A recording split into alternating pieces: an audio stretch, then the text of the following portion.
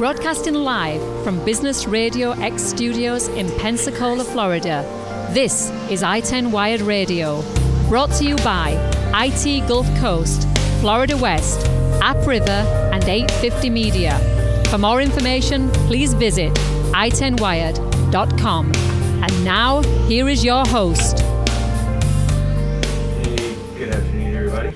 ITEN Wired, and I'm here in the studio chilling with Jim, who gets to, I think, take over today. I think I'm going to pass the reins. No. We have UWF Cybersecurity in the house, and I would like you to know I did not have to get probed before I started the show, so we're good. Not yet. Not yet. And my virus protection is up to date, so. Okay. Well done. Yeah. Well done. Would you all like to introduce yourselves? I'm Emanuel Sheikh. I'm the director for the Center for Cybersecurity at UWF. Happy to be here. You're like the warrior. You know that, right? It's a lot Like, of fun. things changed when you got here. We're just having fun. We're Yeah. trying to help. Yeah. Cool. Carson Wilbur, so I'm the cybersecurity ambassador and a student at UWF. Okay. Very cool. So what makes you an ambassador? What do you do? So what we do is, it's myself and a couple others. We go out to really all K through 12 is what we're aiming at, primarily middle schools and high schools, and we're trying to get cybersecurity more in the K through 12 range to students, to encourage them, one, to pursue the field, to be in general more cyber aware, and then hopefully, of course, to stick around here and help build the cyber coast. Yeah.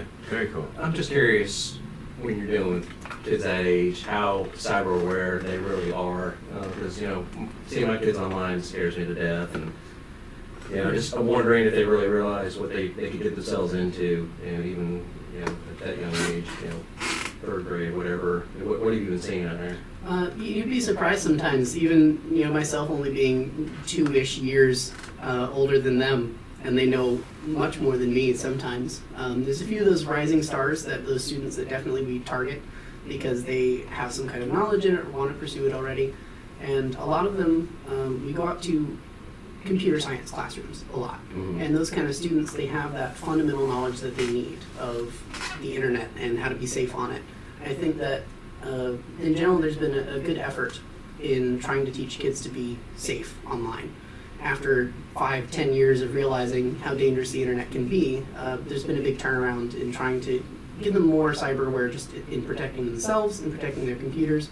So it's actually kind of surprising how well a lot of them know at least the fundamentals, and they just need a little push to get into cybersecurity. So do you get the feeling that they've picked this up from their parents, online, their friends? Throw us all under the bus, Jim. Not the parents. I would say not the parents, probably. The high school and the parents themselves, right? Right. They're learning, I think, from hands-on. Learning, in the news every day we have a new attack or breach or something. And I think that kind of pushes the envelope a little bit, where everyone starts to realize, from professionals already in the field to these students to their parents, that cybersecurity is important, because all of these big incidents we have are really simple things that if everyone was just a little bit more aware, probably wouldn't have happened. So I think it's learning a lot nowadays from just the news every day. Mm-hmm. The fake news or the real news? The real news primarily, but I don't know, fake news may help a little bit. So I want to know where along the line that we can teach the children to stop asking the questions and just start asking Google. Like, I have to remind them to ask Google, right? They haven't grasped that concept yet. Yeah, we live in a world where information is free Yeah. and public, very interconnected. And they're still like, Mom, Dad. Google I/O starts today. Yeah. Have you watched any of the keynotes? No. It's crazy what they're coming up with for artificial intelligence now. They did a demo this morning of the assistant, Google Assistant, actually calling a business and setting up an appointment for the user. Nice. Just carrying on a conversation just like it was a real person. That's really scary. scary. Yeah. So when you get a phone call in the near future, you might not really know. Not really talking to a If human it's being. real? Yeah, exactly. It's frightening. I think she had one this morning. Yeah. Yeah. Crazy. So I'm going to start getting like Skynet calls and people that sound like Arnold and all kinds of weird, bad stuff. I heard you get robocalls. That's a daily occurrence Yeah. now. It's amazing times we live in. It really is. Yeah. I have to just every day I wake up and just wonder what's on the horizon. I want to know, how do you get out of bed and like go to work in the morning? Right. Like, you guys are like live in fear like all day long. Well, I think you try to spin it around in terms of how you can help or use those opportunities. Certainly we're seeing so much potential for AI and machine learning, Yeah. revolutionize how we live, not just cybersecurity, Yeah. but just like you're talking about. Oh, I love it. I absolutely love it. I yeah, fact so check all day long. that's great. You know, any question you got, there it is. Yeah, so for us, it's just, how can we help, how can we use that to help the society or to help, further what we're doing? Right. I think it's a great opportunity. Somebody has, my background's in AI, so I think that this is great to see it, a little bit more accepted, right? Yeah. It's always been hyped in the media in terms of, oh, the dooms, the dangers.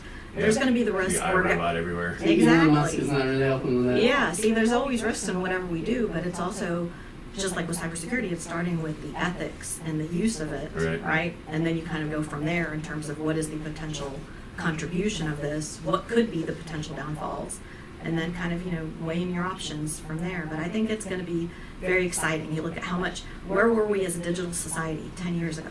Let's all Yeah. think about, that, and let's think about in 10 years where we'll be. It'll be very different. That was crazy. So, one of the reasons I want to get you back, or get you on the show, was just UWF Center for Cybersecurity has been all over social media and in the news. It's like just in the last year or two, you just can't seem to get away from it almost. So I know you've been real busy, and we were talking before the show, this initiative that you had last year for the Cyber Coast and the Innovation Network downtown. Could you talk a little bit about that, what you learned from it, and how that's helping propel the mission forward at the center? Sure. So certainly what we've been focused at the UWF Center for Cybersecurity on how we can promote cybersecurity across the board, starting with, like you're saying, K through 12, all the way through workforce development, innovation, research, things like that. And what we realized from the start is, we really want this and need this to be a collaborative effort. The more that we can kind of engage who's doing what great in the field, who can help with what, who needs what, and work together as a team, starting with our own local community, the more we're going to be able to get done. And the surprising thing that we found in the past several years is there's such great work happening in cybersecurity right here. That's number one. So you look at across industry, you look at across what's happening at Corey Station, you look at the growth of small and large, and certainly ITEN WIRED and the events that bring people together has been phenomenal, and the impact. But second, the best part about it is that it's such a collaborative group. That's what really I was think going was to ask special. you, do they really all talk? Did the departments share the information and the I the think threats so. and non-threats and the progress? I think certainly from my perspective, we see tremendous sharing, collaborative spirit. You look at something like, for example, ITEN WIRED or Cyberthon, opportunities, or even our, as Jim mentioned, our goal of building the Cyber Coast. We said instead of building a strategic plan independent for the university, let's work together with Florida West, with community partners, and build a strategic plan for the Cyber Coast. And the people came together to really work on that, not just say, yes, we endorse this, but how can we build it? How can we actually live through it? How can we make something work for our community? And I feel, I've not seen that in another community. I know one of the events we hosted last year, we hosted DHS Assistant Secretary Jeanette Manfra for a public roundtable and career expo. And she said, we haven't seen, community come together the way Pensacola has come together to really care about and advance cybersecurity. So I think that speaks volume about, as a community, where we're headed with the Cyber Coast. Yeah, cool. Come build stuff. Bring jobs. Exactly. That's always helpful. I'll tell you what, the moment I realized this was all serious business was the second that Windows started giving everybody antivirus. It just came with it now, right? The second I didn't have to buy antivirus software as an add-on, I was like, okay, they're getting it together, right? Because it's worse to, as competitive as the capitalistic market is, it's worse to be in competition and withhold this stuff and let something get on the grid or the net, right? And because then everybody's affected. So it would behoove them to share information, I would think, to stay safe with stuff like that. Well, yeah, exactly. And you see the news every day of a new attack that's come out. Atlanta's a good example. Just fairly recently, you don't realize how vulnerable everything is. Yeah. And we need a strong cybersecurity hub to help protect us from the bad stuff there. So why can't it be here? I guess it can be. Yeah. It kind of is, though, isn't it? Aren't we we're dominating in the North American area of cybersecurity? Okay, I didn't say that right. He's trademarking. I did that, yeah. That's copyrighted right now. So, Darcy, you wrote several articles on LinkedIn a little while back talking about this. I mean, obviously you did some research on it, and what were your findings? What do you see as being, the assets in this area, and where do we need to improve, and so forth? Yeah, so I had actually, this was even before I was at the center, I think, and possibly before I met you, Dr. El-Sheikh. I had gone to a couple of events. ITEN WIRED was on my list of things I wanted to do, and met some of the people in the Northwest Florida Forward Network and in some of the entrepreneurial network, and I had seen kind of a disconnect. So I've lived here for about 10 years or so. My father was in the Air Force, retired a while ago, been living here, and I've been over in the Okaloosa network when I was going to school in high school, and I moved over here in Pensacola when I wanted to go to UWF, and I saw just a disconnect in information. I think everyone is working towards the same goals, which is amazing, that we all have kind of this unique path forward that everyone wants to move toward. But there was somewhat of a disconnect between who knew who and what resources were being used. It was silos. Exactly. Yeah. And so after seeing that for a little while, having moved over, been in Pensacola for 6 months to a year, I started to realize that someone really just needed to put everything together and get information out. And so to that end, I tried writing my own article on here's everyone that I know of from Okaloosa to Escambia and beyond. Anyone that I knew in this area that was trying to work towards the same goal of increasing cybersecurity preparedness, increasing advanced manufacturing or early learning in areas like that the community is working toward, and ended up putting together an article that got a lot of attention, a lot more than I had initially anticipated as well. I had intended it for my small network of Pensacola and Crestview, Fort Walton, that network, and it ended up spreading really throughout the region, which I thought was amazing that everyone was interested in getting that information.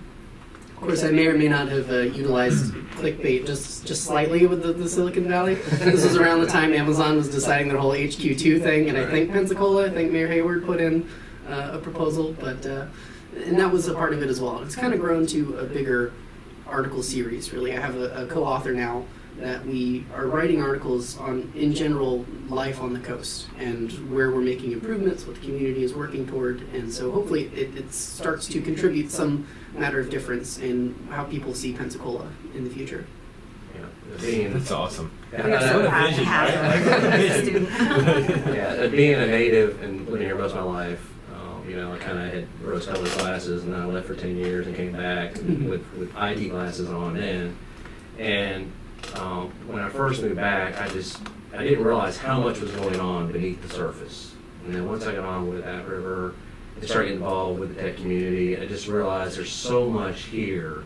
And like you found out, it seems to be siloed, and everybody's doing their own thing. And part of the mission of ITEN WIRED is to get these people in the same room talking with one another, and we all have the same goal. Right. Why reinvent the wheel? Let's get in the room, let's figure out the best way to attack the matter and do it together. And I think that'll make a much stronger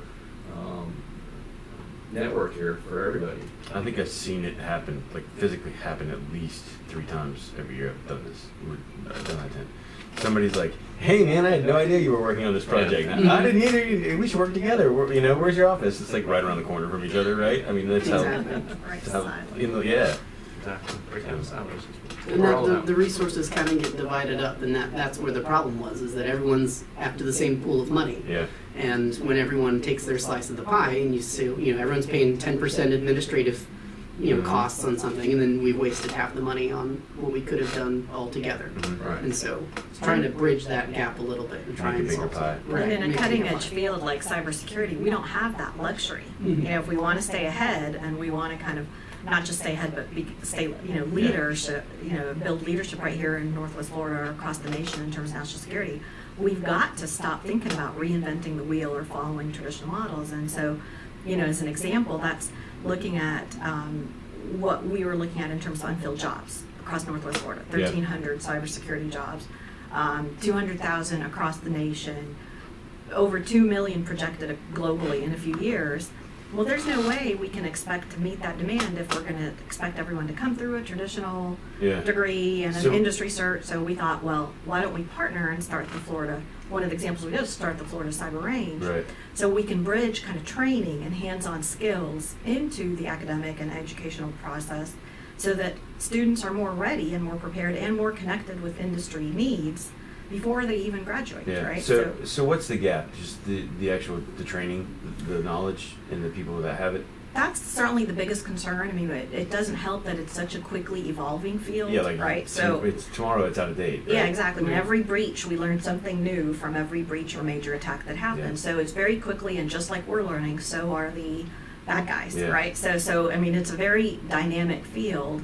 And And- plus, we're opening up into new sectors. You look at kind of the history of cybersecurity is focused on information security. Yeah. Well, now there's a lot of, critical infrastructure security. If you look at, Video power and grid everything else. systems, And, right? Things like that, transportation. So there's a lot of new evolving needs and skills that aren't even on the radar Right.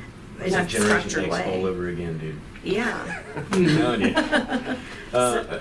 Is the what was I just going to ask you? Is the with the training is the time so much to learn all of this knowledge that it's going to be almost impossible to catch up, or are things being condensed and sort of niche marketed in the sense of education to get them into these positions faster? I can tell you what I'd like to see, Yeah. right, happen, because we're certainly, I think, working towards solving those problems. Everything we're doing, we're trying to figure out what's the core problem, how can we build this in a innovative, scalable, flexible way. And so what we're working towards is kind of education, combining education and training that leads to specific work roles. So think about it, not everybody going into cybersecurity needs to know everything about cybersecurity. Right. It makes more sense to think, am I going to be a cyber analyst? Right. Am I going to be a network security engineer? You're Am I like the- going to like the focus medical on field critical did with infrastructure? your specialty after, were you kidneys, were you liver, were you... Exactly, and if we can work backwards kind of from the, what does that role need? Yeah. And then work the education and training in combination together towards that skill, then we'll be able to kind of get people qualified Yeah. into their work roles a lot quicker, or help build up people over time, because you also have organizations who have large personnel, including government agencies, and they don't necessarily have the structured kind of process to keep everybody up to date on Sure. what's going on, Sure. right? So what can we do to keep people in continuous education models and, kind of professional development Just models? I think ship that's them the and goal. Download it. I'm telling you, man. Yeah, there you go. Is the internet's what, 20 years old, like as we know it. Yeah. But like Yeah. the way it functions now is Right. So like we're not even out of the gate yet. Like this is all gonna go on forever and ever and ever, and could get so huge. Our goal is to solve the problem, right? If we're not talking about cybersecurity in 10 years, I'll be happy, because that means we've solved the problem, Yeah. and I think it starts with building that culture, like you were talking about earlier with the, starting from the ground up, from K Yeah. to 12, and we need to think about, we're in a digitally connected world, where is the cyber safe principles coming in, or cyber hygiene, or cyber Yeah. awareness? We can't, if we're giving students and teachers laptops or some kind of internet connected devices, well, we need to talk to them about, just like we do fire drills at school, we should be doing cyber drills. And I haven't that's had a good where- fire drill lately, actually. I'm probably due for a good fire drill. And that's where I think the Cybersecurity Ambassador Program is trying to attack one of those angles of the time it takes, right? Talking about trying to get all that training squeezed in time Yeah. to try and react to a changing environment. We're going into schools and trying to start them early on it. And I feel like that's really the way education should be, Yeah. is you should try seeding these ideas of what you could possibly pursue. So I've noticed that with my kids, like we just went and you get general knowledge, right? The general education curriculum that was decided. Now the kids can choose as early as like 3rd and 4th grade. Mhm. Like they can start engineering, software stuff. Some of these, what are they called? Not magnet schools, but Academies. charter. Yeah, where they're Yeah. just they're geared more towards a specific, outcome as Yeah. opposed to just, hey, here's your GED or whatever. Well, I think we gotta get to that point where it's a critical mass of people that are cyber aware, building the new things Right. out there. I think right now we got a generation that cybersecurity is kind of in the back of the mind. Internet of Things is a great example. I mean, people are out building all these neat, refrigerators that talk to the internet and all that stuff, and making them solid and protected and all that is kind of in the back of their mind, Mhm. and they just want to get it working. So something comes out, they find a bug, you can't push an update to it. It's Yeah. just impossible to patch it up. You get this vulnerable device out there for the rest of The the refrigerator's Yeah, running, exactly. you can't catch it. And if you got, It's you know, watching you got the younger generation saying, hey, this thing needs to have, Yeah. it needs to be impenetrable, Right. building stuff like that. Yeah. I think that'll make for a whole lot different world in 10, I 15 still years cover from the now. cameras up on the laptops. Like, you know what I mean? Like, As this you should. just, Nobody wants to look at you anyway. yeah, exactly. You're good. Sorry, laughing folks. So what's your next steps? Like, what's the next big thing on the agenda to start tackling? Well, we got a lot brewing as usual. So we've got later this week, we're going to be doing community courses, cybersecurity community courses in partnership with the Florida Department of Law Enforcement as well as Texas A&M. And those are going to be open to the community to kind of build cyber awareness and cyber response. We Yeah. just heard about, for example, the incident in Atlanta, right? So how can we help, especially our local city government and county government to kind of be ready for responses as well as just general cyber awareness. Yeah. So we're doing that. We're also this summer hosting a couple of different things. We are hosting Gen Cyber camps, which are for middle school and high school students as well as for teachers. And we're the only, they're funded through the National Security Agency and National Science Foundation. And for the second year in a row, we're the only institution in the state of Florida that has received funding to host these camps. So it's a competitive process, UWF has come a long way. pretty big Let deal. me tell you, that is one heck of a job interview, dude. Okay, to go through these competitions.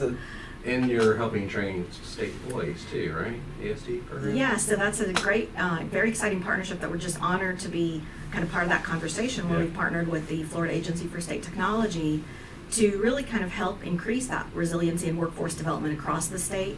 We've been working with the CIO and the CISO for the state of Florida, and their vision is really build a culture of cybersecurity and help kind of provide that professional development for our own so that we can continue to build leadership. Yeah. So we did some training sessions for them in Tallahassee in March, and we'll be doing a cybersecurity fundamentals course for them this June, and we certainly hope to expand. And I think that those are the kinds of things that, as we were talking about earlier, we got to think for Yeah. flexible ways to build the workforce. Yeah. You can't just follow the traditional pathways and expect to solve a Yeah. global problem. Well, and you're on the frontier, right? So not only are you teaching this stuff, but you're kind of having to write it too, right? Yeah, it's certainly, always reading the news, watching what's going on, and just, I think, like you're saying, I think people ask all the time, I don't know if that happens to you all, like, what do you do to be safe? And the best advice, I'd certainly like to hear Europeans, that's why I say stay offline, if you don't need it, right? Copper cage, Stay offline, because, like Jim was talking about IoT devices, people don't realize that now, even not just their refrigerators and their TVs, your toothbrush comes Bluetooth enabled at this point, all right? And so if you're connecting everything to the internet and What you do I don't need it and you're Bluetooth not on aware, my toothbrush for? Like, what does it do? I don't know. It talks to me, tells me to change the toothbrush head. I don't know. I mean, I'm sure.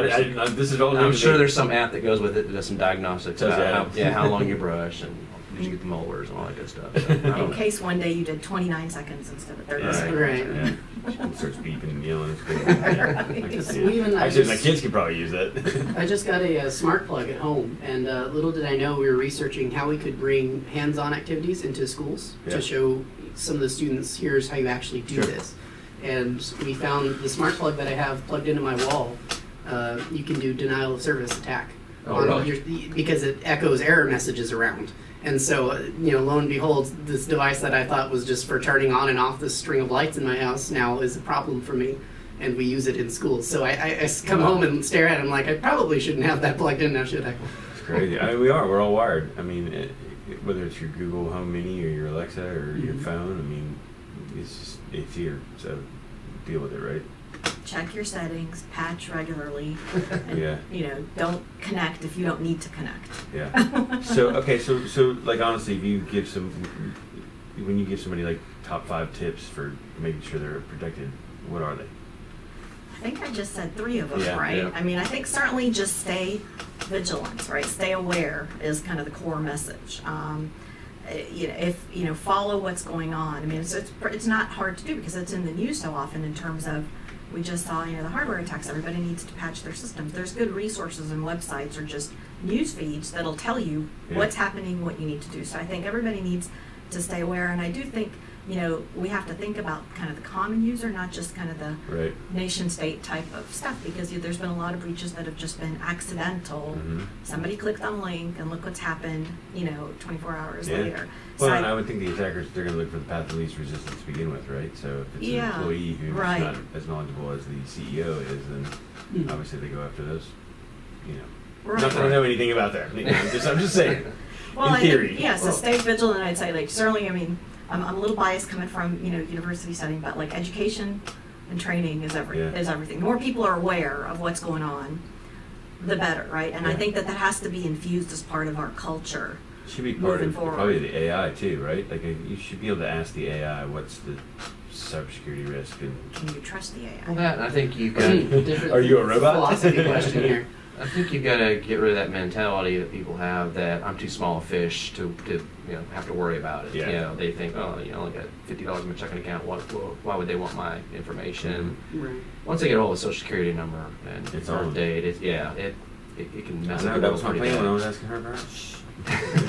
And seniors too, I think, Exactly. is a huge factor of that, because Yeah. seniors are especially likely to be targeted because they know they don't have that kind of knowledge, they don't have a lot of technical Yeah. prowess most of the You time. know how many and then Target gift cards I've taken to the IRS, man? It's crazy. Well, and I've got parents that have just decided to go out and purchase smartphones because I have one, and as much as I'm thrilled that they're going to be on Facebook chatting with me 24/7, Mhm. I just know that's opened up a whole can of worms as far as security goes, and I've got to just, I guess, have a weekend-long seminar and tell them what they Just can't bring do. them down to I-10, man. I mean, they'll learn. Yeah, that may be a breakout session. I don't know what to work Don't on. But yeah, that's like I said. There's just a whole gap of people out there that just think that it can't happen to them. Maybe the crash course. Yeah, ignorance is bliss, I guess. But yeah, we got to change the message. Yeah. And make it easier to use the phones too. Like trying to teach their mom and dad how to use the phones. That's where it's a challenge. AI could come in handy, is use more automation to keep it secure. So Yeah. people who don't know what they're doing, Right. it'll help them, Yeah. right?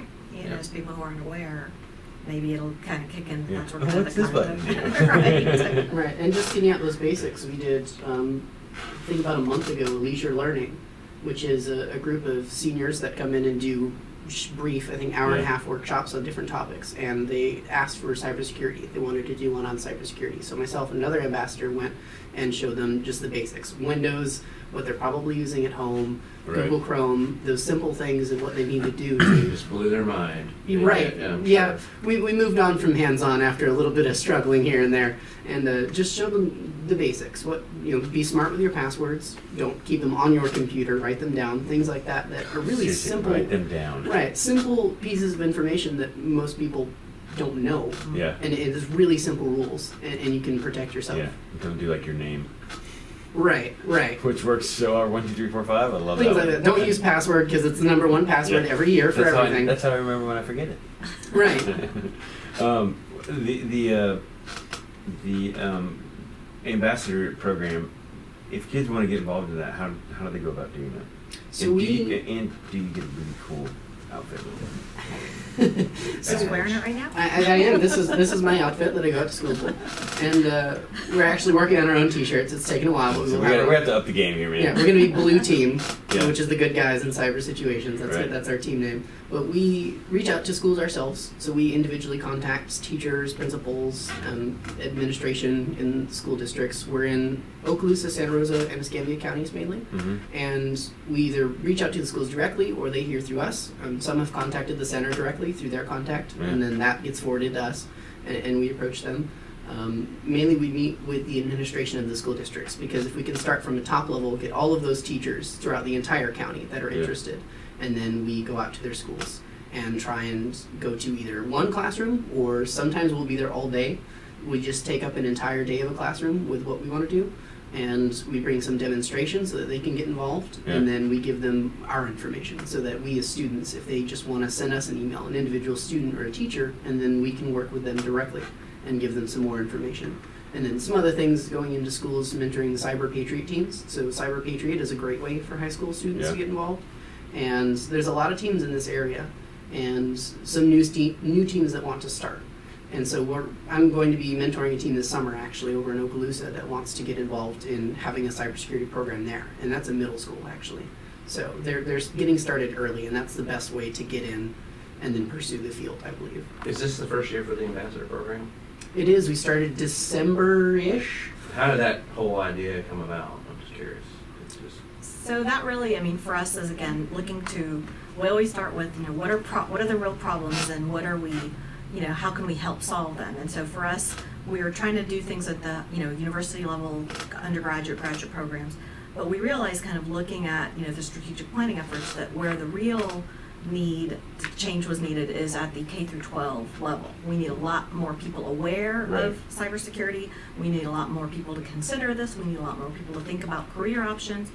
And so even though we had started our summer camps, 2 year, you know, this is our third year of doing summer camps, what we realized as well is that it's the students who could get to the camps who were coming, right? So the students who had the resources or had the parents who were willing to bring them. And, you know, so the kind of motivation for the Cyber Ambassadors program was take cybersecurity to the community, right? So start you know, going out to schools and to community events, and you've been to a career fair, I think, as well, and just talk to them and try to engage with them at their level. It's one thing for, you know, me or a colleague to go out versus one of our awesome students to go out and talk with them as a peer about, you know, let's look at your game system, let's look at the apps you're running on your phone, and kind of approach it from that way. And then from there, you know, talk about, oh, look, you could be doing this. Because one of the things, so that was kind of the main, you know, goal is, you know, take cybersecurity to the community. And they've done a fabulous job. I mean, they spent days of their spring break out at schools. See, you deserve a new car. You deserve new uniforms. I mean, It was a tough seems like sacrifice. exploding this brand, yeah, I'm telling you. It was worth it, and we take those attacks. You know, the news is scary sometimes. Looking every day, there's a new breach. But we take that, and exactly like you said, we show them why there's a need for more students in it. For example, on game systems, PlayStation, back in 2011, had a huge breach. Millions of users, the entire North American user base was exposed. And, you know, generally we try and protect kids, especially online. And there's so many laws, under 18, under 16, what have you, wherever it is, that children can't be tracked, right? And PlayStation, that's a kind of strange exception. Gaming systems in general, where there's a lot of kids involved, and their information is in there. And so we take that to the schools and say, more than likely, if you were playing PlayStation 5 years ago or whenever, then you were a part of this, and your information's out there. So even now, you have to be prepared as even a kid. In elementary school now, you should really be paying attention to what you're putting online, because it stays forever. The internet's forever. Whatever you put on there is going to come back at some point. And so if you, I didn't know that growing up. if you don't want to put something out there that you don't care about the world knowing forever, then you better keep it to yourself. The guideline was always, if you wouldn't say it to your mama or in church, don't put it on there, right? So Exactly.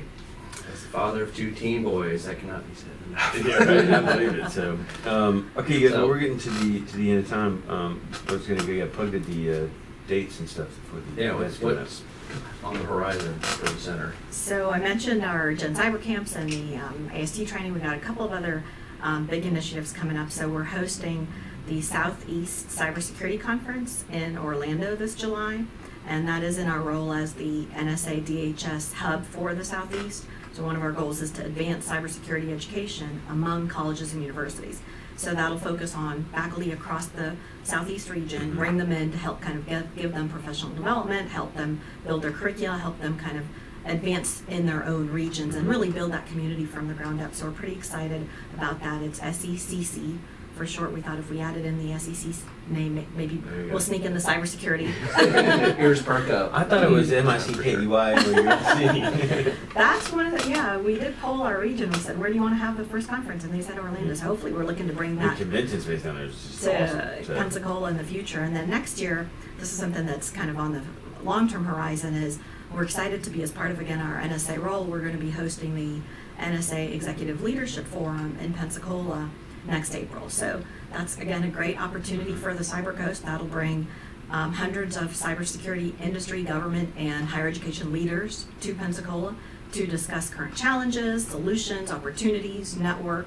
And so we're excited and honored to kind of be hosting that in Pensacola. It's a great opportunity to showcase the Cyber Coast and for our community to kind of continue to work together to say, let's build great best program models like ITEN WIRED, like things like that here that we could showcase and kind of help other communities do the same thing. Yeah, very cool. Very cool. Well, you guys want to give them the website one more time in case they want any more information or to get in touch with you? Yes, it's uwf.edu/cybersecurity. That's actually fairly easy. I Of course, was cyber, like cyber as well, right? You URL. can just do cyber. You can leave off the end. Yeah. ITENWIRED.com, obviously. Dates are set. Dates are set. Almost available? Hmm? We have tickets ready? I'm working on getting the site ready and up and running. But if you want to give us money today, we'll take it. Yeah, I'll Yeah. wink. Yeah. I would imagine probably next week or two we should have the site up and make some announcements on pricing and all that. We're going to change things up a little bit this year. We're going to give people the option to have lunch off-site, so that's going to affect your ticket price depending on whether or not you want us to feed you. So just stay tuned, itenwire.com, and we'll keep you up to date with what's happening. All right. So, This has been ITEN Wired Radio. For more information, visit itenwired.com. ITEN Wired Radio is brought to you by IT Gulf Coast, Florida West, App River, and 850 Media.